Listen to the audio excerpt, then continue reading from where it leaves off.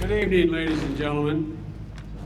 I want to thank my host and for the incredible hospitality that's been shown to me in my private meetings with the leaders as well as our joint meeting. And I want to thank them for joining me tonight. We had a very productive discussion, building on the meetings I had with each leader separately earlier in the day. The fact that we break bread tonight in the heart of a beautiful ancient city, but also in a buffer zone that separates one Cypriot community from another, reminds us that things were not always as they are now. They do not have to remain the way they are now. A better path is open. And I'm pleased that the two leaders have reaffirmed their full commitment to their joint declaration of February the 11th. The two leaders agreed to speed up the process of negotiations toward a comprehensive settlement, which is their priority. They agreed to meet at least twice a month to this end. Their next meeting will be on June the 2nd. The two leaders also agreed to intensify work on preparing meaningful confidence-building measures as envisioned in the joint declaration. The two leaders also agreed to revitalize the bi-communal technical committees to improve the daily lives of Greek Cypriots and Turkish Cypriots.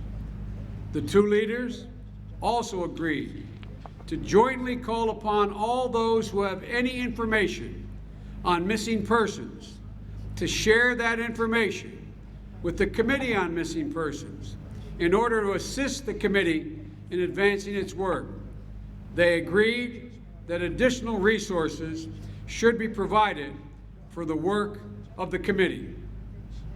For our part, the United States will engage with all stakeholders to explore mutually beneficial initiatives to reinforce settlement negotiations. And let me thank my colleagues again, and I look forward to seeing them again.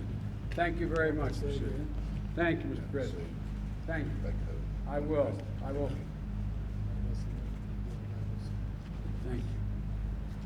Thank you so much.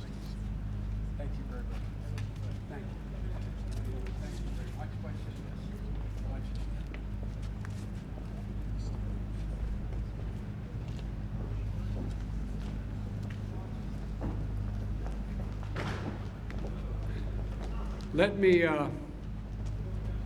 Let me add that I've been engaged in negotiations around the world in many difficult conflicts, but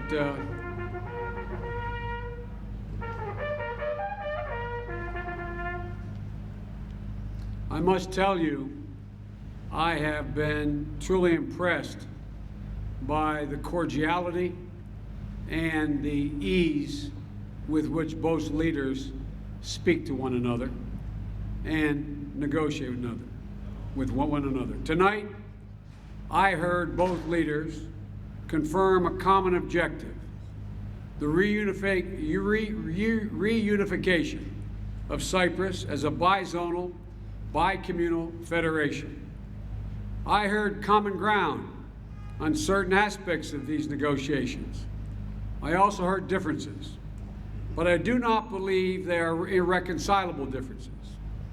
There is clearly a lot of work to be done, but what I'm hearing gives me hope that a solution is within reach this time.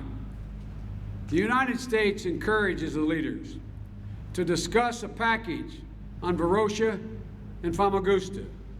If the two sides were to agree on this, the United States would stand ready to assist on the implementation. The United States is also hoping to see quick and substantial progress on a number of core issues, which would allow the sides to enter the final phase of UN-led negotiations.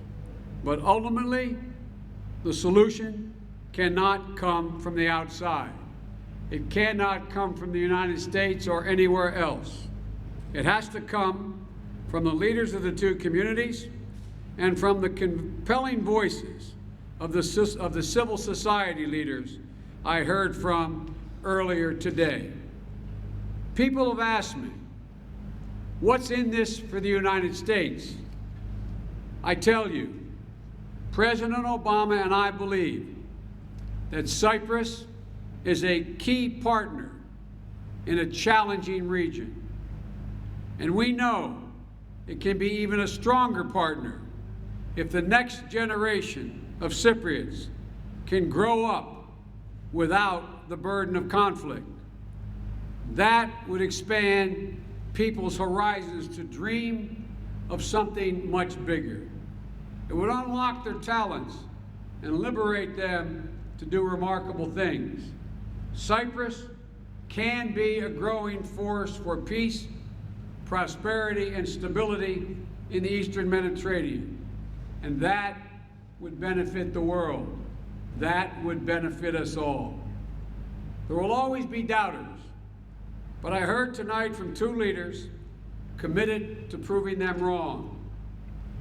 The great Irish poet who recently passed away, Seamus Heaney, once wrote in a poem ironically called The Cure at Troy. He had a stanza in that poem that reads as follows: "History teaches us," he said, "not to hope on this side of the grave, but once in a lifetime, the longed-for tidal wave of justice rises up, and hope and history rhyme. For the sake of the boys and girls born on this island, who deserve the possibility that only peace can bring, let's finally make hope and history rhyme together. May God bless Cyprus, may God bless America, and may there be a speedy resolution. Thank you all for staying so late this evening for my statement. Good night.